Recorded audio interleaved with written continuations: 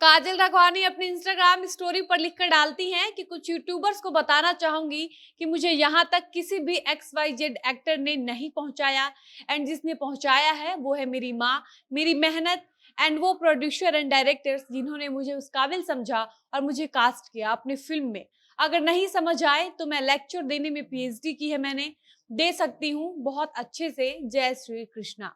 काजल राघवानी इस स्टोरी के माध्यम से ये कहना चाहती हैं कि काजल राघवानी को यहाँ तक पहुंचाने में किसी सुपरस्टार का कोई हाथ नहीं है। काजल राघवानी आज भोजपुरी अभिनेत्रियों के रूप में अगर जानी जाती हैं, लाखों करोड़ों लोग अगर उनको जानते हैं, पहचानते हैं, तो सिर्फ और सिर्फ उनकी मेहनत की वजह से, उनकी माँ की वजह से और भोजपुरी के उन डायरेक्टर प्रोड्यूसर्स की वजह से जिन्होंने काजल राघवानी को लायक समझा और अपनी फिल्म में काजल राघवानी को कास्ट किया। और ये बात बिल्कुल सही भी है। आपको भले ही किसी का रेफरेंस मिल जाए, लेकिन आपके अंदर जब तक टैलेंट नहीं होगा, आपके अंदर जब तक कोई हुनर नहीं होगी, कोई कला नहीं होगा, तब तक रेफरेंस का भी कोई मतलब नहीं होता है। और हम ये बात भोजपुरी एक्ट्रेस के लिए हमेशा से कहते आए हैं कि आम्रपाली दुबे को, अक्षरा को, काजल को, अंजना सिंह को, रानी चटर्जी को किसी ने स्टार नहीं बनाया है। ये खुद के मेहनत से, खुद के दम पर अपनी पहचान बनाई है। खैर, काजल राघवानी की इस बात से सभी लोग सहमत होंगे, हम भी सहमत हैं। लेकिन हमको काजल का ये पोस्ट पढ़ने के बाद बहुत हंसी आई। और हंसी क्यों आई ये हम आपको आगे की वीडियो में समझाएंगे। लेकिन उससे पहले नमस्कार, मेरा नाम है डॉली पांडे, मेरे साथ है कैमरामैन विशाल और आप देख रहे हैं जनता जंक्शन।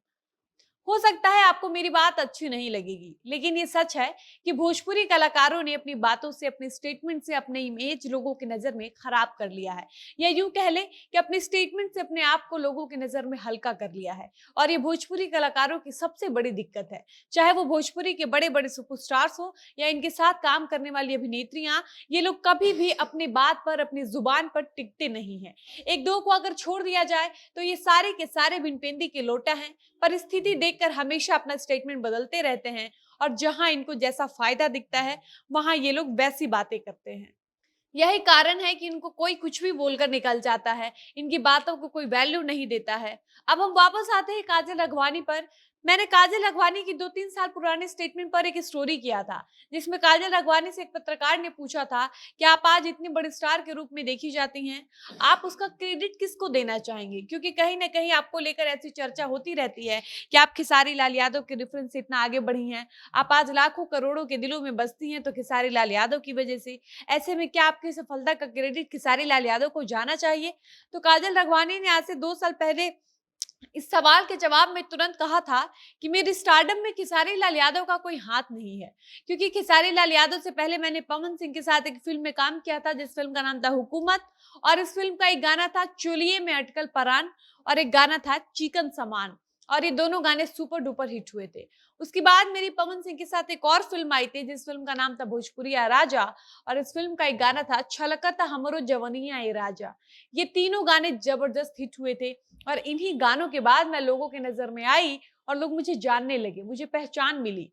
उसके बाद मैंने खेसारी लाल यादव के साथ मेहंदी लगा के रखना में काम किया था। तो इस प्रकार से मैं ये कह सकती हूँ कि खेसारी लाल यादव के साथ मैंने ज्यादा फिल्में और गाने किए हैं, इसलिए हमारी जोड़ी दर्शकों को काफी पसंद आती थी। इसका मतलब ये नहीं हुआ कि खेसारी लाल यादव ने मुझे स्टार बनाया है या मेरे स्टारडम में खेसारी का हाथ है। काजल राघवानी ने स्टेटमेंट तब दिया था जब काजल और खेसारी लाल यादव एक दूसरे से अलग हो चुके थे। इन दोनों का रिश्ता अचानक से खराब हो गया था। ये वक्त ऐसा वक्त था जब ये दोनों मीडिया में आकर एक दूसरे के खिलाफ खूब बोलते थे, बिना कुछ सोचे समझे बोलते थे।